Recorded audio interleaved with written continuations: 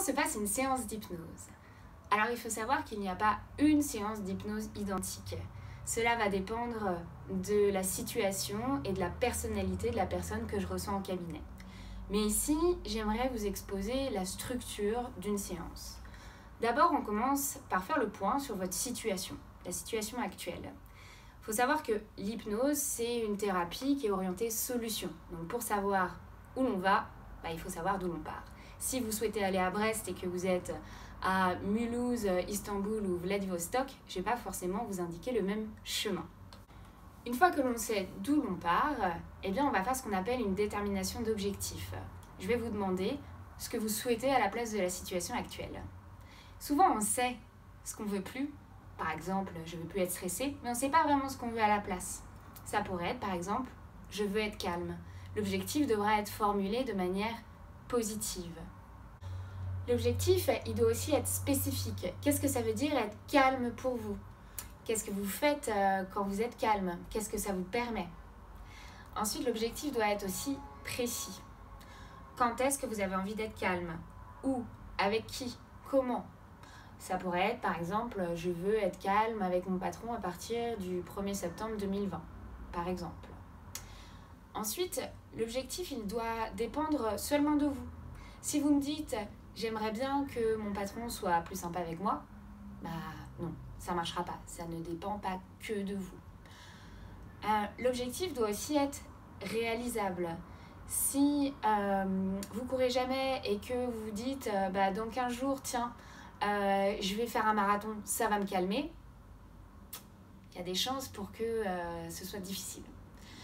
Et enfin, l'objectif doit vous motiver. Ça, c'est très important. Si votre stratégie pour vous calmer, c'est d'aller faire du sport, mais que finalement, vous détestez faire du sport, ça ira pas forcément dans le bon sens. Une fois que l'objectif est déterminé, on va voir ensemble quelles sont les étapes pour l'atteindre. Comment vous allez faire pour être calme au 1er janvier 2020 avec votre patron? Pour certains, ça va être je vais me caler 5 minutes et fixer les priorités de la journée. Pour d'autres, ça va être de faire 5 minutes de respiration. En tout cas, les étapes doivent être suffisamment proches dans le temps et vérifiables. Ensuite, l'objectif est de vous projeter dans le futur et faire comme si l'objectif était atteint. Qu'est-ce qui se passe? On est au 1er septembre 2020 et vous êtes super calme avec votre patron. Quelles conséquences ça a? Est-ce que ça a des conséquences positives? Est-ce que ça a des conséquences négatives? Si ça a des conséquences positives, là on passe au deuxième temps de la séance à la séance d'hypnose. Si ça a des conséquences négatives, on refait une détermination d'objectif. C'est que finalement, cet objectif qu'on a fixé n'est pas forcément bon pour vous. Pendant la séance d'hypnose, vous gardez les yeux ouverts ou fermés, vous êtes assis ou debout, cela dépend comment vous êtes confortable. En fait, c'est comme si vous autorisiez à écouter une musique sympa ou à regarder un film que vous aimez bien et vous allez avoir des sons, des sensations, des images qui vont vous parvenir. Ensuite se passe ce qu'on appelle le protocole de changement. Je vais aller m'adresser à l'inconscient pour qu'il puisse mettre en place l'objectif que vous êtes fixé. Pour cela, je vais demander à votre esprit d'aller voyager dans le temps et l'espace à la recherche de ressources que vous avez en vous.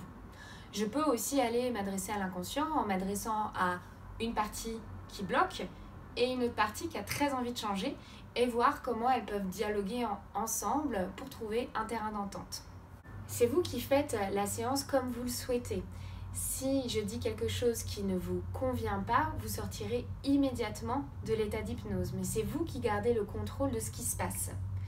Une fois cette étape de changement réalisée, vous allez revenir à votre rythme, à votre état de conscience naturel. Je rappelle que tout le monde est réceptif à l'hypnose et qu'il suffit d'avoir envie d'expérimenter. Pour cela, si ça vous dit, j'ai fait une autre vidéo où vous pouvez expérimenter par vous-même. Il faut savoir qu'à la fin de la séance, je ne fais pas de débrief sur ce que vous avez vécu. Le débrief a lieu lors de la séance suivante où l'on voit ce qui a changé. Le nombre de séances n'est pas défini à l'avance. Cela va dépendre tout simplement de l'avancement de chacun. Je vous remercie de m'avoir écouté et je vous dis à très bientôt.